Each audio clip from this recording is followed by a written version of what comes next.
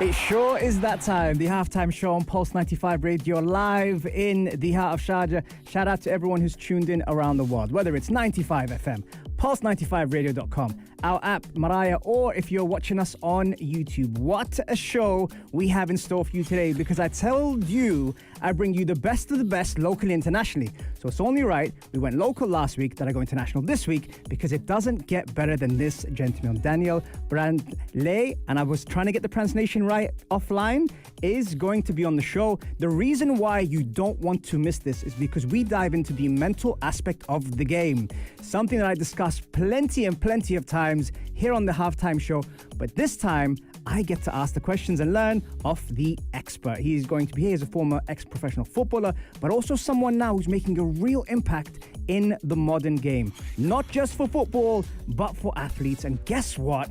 He's here on the show. So make sure you get whatever you need to get in the next couple of minutes, because for the rest of the hour, he's going to be here on the only place to be at 3, the halftime show on Pulse 95 Radio.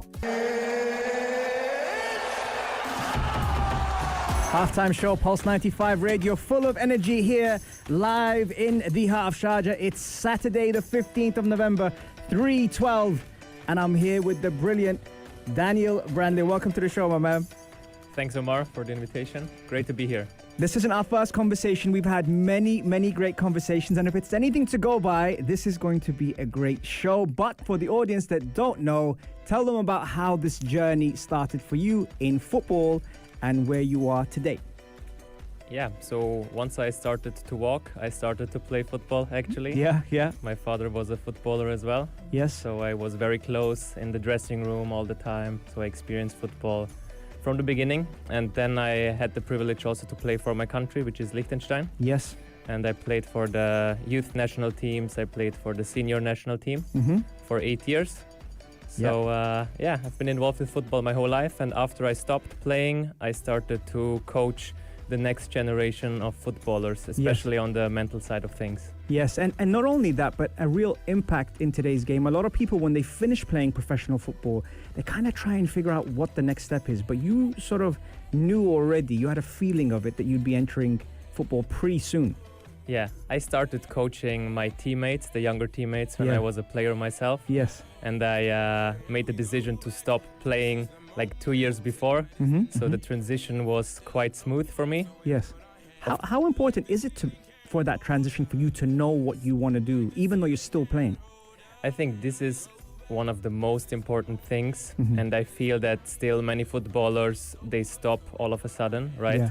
So they don't have the preparation. Sometimes they don't even decide the moment by themselves because they don't have another contract or they get injured. And then it's quite challenging. And that's where I come in and helped footballers to make the transition smoother. And in the leagues that you played in, what did that teach you about adapting to different cultures, different walks of life, different people? How did that help or influence you to take that next step? Yeah, I played in 4 different countries on a club level. So I played in Switzerland, Liechtenstein, Germany, and the island of Malta. Interesting. So it was very interesting. I could play with many players from different continents. So we had players from South America, different mentality. We had players from Africa, one player from South Korea. We had players from different countries in Europe. So I got the understanding of those cultures in a club setting, and I think it helps me now because I now also work with players from different countries. Yeah, and for those that don't know you, you seem to be a sponge for the game. You absorb, you understand, you take on board the different palettes that you bring on from different cultures. Has that also shaped you as a coach and more importantly as a person coming into this next phase of your life? Yeah, 100%. I took notes my whole career. So even when I was not playing, where most players switch off, right? Because they think I'm not in the plans anymore. What's the point of being present here with full focus? But even then I realized, okay, there's an opportunity for me here to learn. How do I feel in this moment? What can I do in this moment? And I absorbed it like a sponge, as you said, throughout my whole career. And for the players that are going through that right now, the ones that are not playing in the starting lineup, what advice would you give them to stay present, which was a great word you used there, and to remain focused? actually you can only control what you can control, right? Which is your attitude, your work ethic, your preparation. Because in the end, what I learned is you never play for a coach, you never play, obviously you play for a club, right? But in the end, it's your journey, right? And even if you're not getting any minutes on the pitch, don't waste the time, but use that time to become better and prepare yourself for the next opportunity. Brilliant. I warned you guys it was going to be good. That's just the first segment. Shout out to Vanessa as well, who's here, his biggest supporter in the studio. And of course, my mum, who's my only supporter.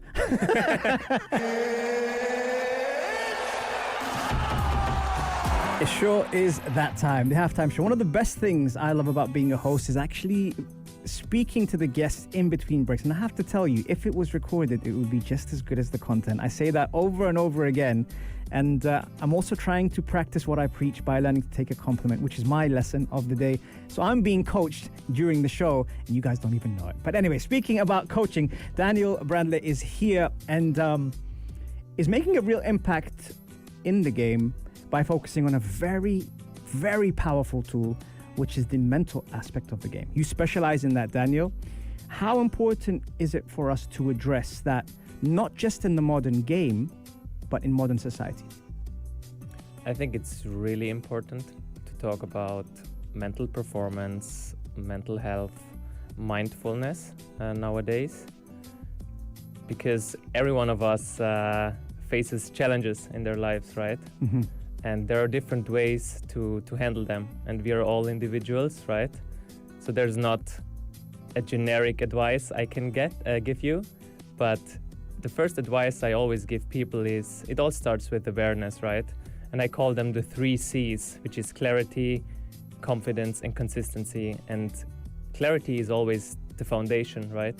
And how do you get to know yourself better? For me, it's about journaling, right? Mm-hmm. And also talking to people. So those 2 elements. You know, I met a footballer the other day, and one of the things that I think in listening to her story is she probably didn't know how good she was, and the confidence was affecting the performance because she didn't have that person saying, this is what you're good at and this is what we can work on. And the key is what we can work on is when people have support. You often get that. How important is it to focus on prevention over cure when it comes down to the mental aspect of the game? I think that's really important because most of the players contact me when they are in a bad moment, right? Yeah. And I always tell them, or they say, okay, I'm fine now. See you maybe in 6 months or 1 year. But it's a lot easier if you keep your mindset habits, your mental training on a regular basis, because then you have a better foundation, as I said, and it's way easier because you're prepared for what actually happens to you. Brilliant. Are there markers? Let's say, for example, if the mental game had you check your vitals physically when you want to see where you are, what your blood pressure is like, how your how your heart's going. What are the markers for mental mastery? Yeah, that's a good question, actually. So in my mentoring program with footballers, there's one part. So the mentoring program actually is we have regular video calls where we just check in, where we talk about the previous week, about how the match went, and what's ahead of us, like next week, next month, next season. And one part is I have 5 markers, Nice. which is emotional stability, right, where they rate themselves from 1 to 10. We have the confidence part, right? Then we also have physical freshness. And so these are just examples of markers that you can check in with yourself and ask yourself, okay, how am I feeling today? How did I feel last week? And if you track this on a regular basis, it can be weekly, monthly. It just helps you better understand yourself and then realize, okay, maybe now it's the time for me to invest more time in nature, to spend more time with my friends, to distract myself, for example, when I'm overthinking a lot in sports, right? So that's it, yeah. And sorry, did you mention 2 of the 5? What are the other 3? I mentioned the physical freshness. Yeah. I mentioned the emotional stability. Yes. Then we had the confidence. Yes. Then we have the commitment. So are you committed to, are you actually doing what you say you're doing? Nice. Yeah. Yeah. And then? And then the fifth one, let me think. Checking in. There was something with the environment you were talking about as well.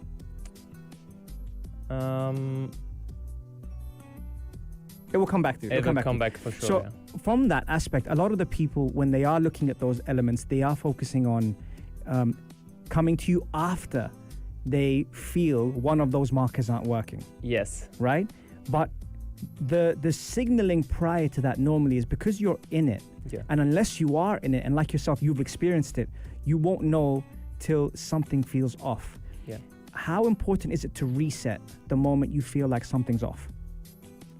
It's really important. And this is probably what defines the great athletes, because they're able to reset really fast. So let's say, for example, in the game, you miss a chance. How fast can you reset and be in the present moment again? Yeah. Or are you still thinking about that missed chance even 5 minutes after or even 20 minutes after? Yeah.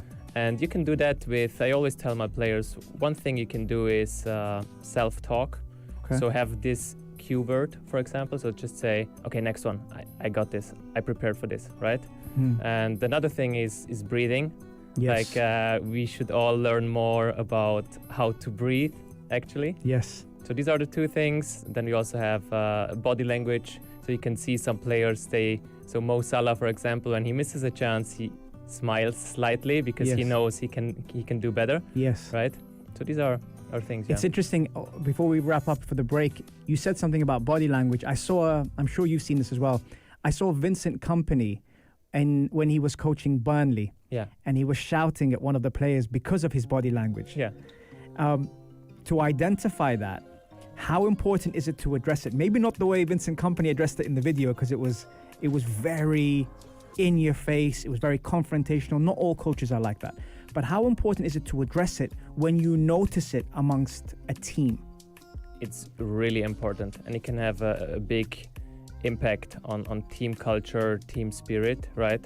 And it's always important to address even uncomfortable topics in the dressing room. Yeah. Because that's the only way you can make progress. Yeah, brilliant. Great answer. Love that. Okay. Halftime show, Pulse 95 Radio, live every Monday, Wednesday, Saturday, 3 to 4 UAE time. And if you do miss the show, don't worry, I've got you. Check out our podcast on Apple, Spotify, SoundCloud, or you get to watch them on YouTube when we have the fantastic guests like Daniel, who's here in the studio with me today. And it's a Saturday, so enjoy it, man. We've got half an hour left till the end of the show. If you have any questions, text me on 4215, or, I don't say this often, but slide into my DMs at Omar Duri, and I will answer those questions, I promise, across the hour. Only across the hour. Anyway, Daniel, we're having conversations offline, speaking about my wife and her playing football in the AFC Champions League. But more importantly, you remembered what the fifth thing was, which if you were listening in the second segment, lucky you get to hear it now. What was the fifth thing in the topics we were talking about the 5 essential things you need to do? The fifth marker was focus and flow state. Whoa, and flow state is massive. For those that don't know what flow state is, can you please educate us on the importance of flow state and the speed in which we practice flow state? So flow state is when you're on the pitch, when you just play, when you're not thinking, when everything feels natural. Yeah. It's like in a movie, right? Yes. And athletes experience that, but not every time. So you can also practice that. You can practice that also with meditations, being in the moment, right? Also journaling, so write everything down that doesn't belong to you. And yeah. Why is it so important for a baller to journal? So for me, it started very early. So I wrote down everything which happened in football, the negative stuff, but also the positive stuff I'm grateful for, right? And also the goals I set. Because there's a study, if you write something on a paper, you have higher chances to actually accomplish it. Yeah. And the best part was always looking back, finding those old journals and seeing what I've actually, so I could tick off the boxes, right? And it also helps you for better consistency, right? So if you're listening to this show now and you want to build a habit, make sure you also put it down on paper so you can actually track your progress. Why were you grateful for the things that didn't work? That's a great way of looking at things. Yeah, so when I look back in my career, I grew the most in moments of difficulty, of challenges. Like what? For example, injuries, right? I had a series of hamstring injuries, and I did not really understand at this point why this happened to me, right? And it was quite challenging. Sometimes it was in the last training session before an international game against Greece or Italy. And the other thing was when you're not getting enough game time, which is probably one of the hardest points for a footballer. Yeah. Right? But you grow in these moments if you have the right reaction. And I don't mean by that to just smile it off at the beginning, but dive into it, feel this pain, right? And transform this pain into power and prepare yourself for the next opportunity, because in football, it comes really quickly. Transform this pain into power. I'm letting that marinate for a second, because a lot of the times when we receive or when we feel pain, we think it's happened to us and not for us. So when you say transform pain to power, is that using that as fuel? Exactly. Because it's emotions, right? So when I did not play for 90 minutes, the next day there was a training session for all the players who did not start or did not play the full match. I was still frustrated, right? So I had two options. Either show the frustration to my teammates, to the coach, or use this energy, this fuel, as you just said, to give even more in training. I just messaged my wife, Vanessa, telling her, transform pain into power in exclamation marks. I think we found the title for this episode. Beautiful. It's brilliant, really. And I think it's so relevant as well, which is amazing. How do you unlock mental strength and guide footballers towards their highest potential? I know this is a show in itself, that question. Yeah. But if you were to summarize that for me, and if there's a footballer out there that's listening, or an athlete, or even more importantly, just a human being that wants to achieve more, how do you unlock mental strength and to reach your highest potential? The answer might sound really simple and basic, but it is start training your mind like you're training your body. Yeah. Because so many athletes know that mental training or mental strength is important, but they have no idea how they can actually train their mind, right? And you can do that with meditations, you can do that with journaling, you can do that with visualization exercises. And what I said before is it all starts with self-awareness, understanding yourself better. For example, for a footballer, ask yourself, in which kind of environment do I thrive? Is it a low energy, like a very quiet coach, for example, or is it like high energy, a lot of emotions? I asked this question the other day to a doctor, and I'm going to ask it to you because I think what you do is just as important. When someone wants to go and feel good physically, they go to the gym. When they want to feel good mentally, where do they go? They visit my Instagram page, for sure, which is called Baller's Journal. Yeah. Right? Yeah. And they also find a mindset platform for footballers to train their mind. And I always tell the ballers on there, it's like a gym, but you're not training your body there, you train your mind. So you'll find loads of journals for every month on different focus topics. The last one was on resilience. Before we had confidence, self-belief, consistency, discipline. That's the place you need to go to. There you go. It's not the only place to be at 3 for no reason. You get nuggets like that where you have to lock in and follow him for sure. And it's brilliant. I personally, that's how I met him. And we'll go into that after I play the next track. But that's how I met him, where I saw his content online and immediately resonated with it. Not just for me, but for the people that I work with, surround myself with, and also I'm affiliated with. So fantastic. Right. I'm going to play Water. This is a great track. It's an upbeat track and it gets you in the mood. So enjoy it. Halftime show, Pulse 95 Radio. We're playing this for a reason. It's because it's their favorite song. So we thought we'd drop it in there as well. But saying that, if you do like the show, make sure you share, subscribe, and like. Tell us what you think of the halftime show. I mean, I already received my own personal review here in the studio, which was amazing. But you guys tell us, or text us on 4215 and let us know. Okay, so one of the things, Daniel, that a lot of people struggle with, whether you are a footballer, an athlete, or a person, is confidence. Because of that, how does one help nurture their confidence or get better at being confident? That's actually the most common question I receive on Ballers Journal from footballers. How do I become more confident on the pitch, right? Show what I'm capable of doing. Yeah. And I always tell them that real confidence comes from the inside. So it doesn't come from the outside, not from praise of coaches and fans, but it comes from preparation. So what are you doing? It comes from action. It comes from past proof. Right? So if you've been able to do it in the past, you're also able to do it in the future. Yeah. Okay. And also self-talk. We talked about self-talk before. Yeah. And is there a difference between confidence and belief? And if so, what is it? Yeah. Many people mix those terms up. They're quite similar. Yeah. But for me, the difference is that belief is something you have inside of you, right? So you have this belief. I have players in my mentoring program. They tell me, I know I can be a football player. I have this belief inside of me. And then I ask why. And you cannot really explain it, right? It's almost, it's certainty beyond logic, right? Yes. I say it again, certainty beyond logic. So you cannot explain it, but you have it inside of you. It's also in your subconsciousness, right? Yes, yes. And you see, you mentioned subconscious, which was my next question. How vital is that in your thought process, and more importantly, in your delivery process? We run on autopilot most of the time, right?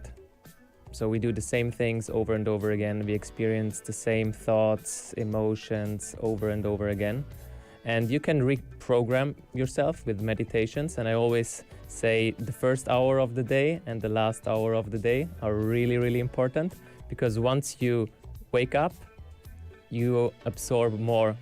So don't just wake up and scroll on your phone, right? Yeah. Use the first 30 minutes for something that matters to you and that is meaningful to you. Amazing, amazing. Now, I'm sure the audience and the listeners said we want more. So how do they follow you to get more? They can follow my page Ballers Journal on Instagram, or also Coaching Ballers, which is my other handle. Yes. And from that, I know this because that's how we met, obviously, and connected. I saw the content that you put out there. It's not just important for footballers, but athletes and human beings that are experiencing the things that on the halftime show we highlight a lot of the times, that life's lessons come through sport and vice versa.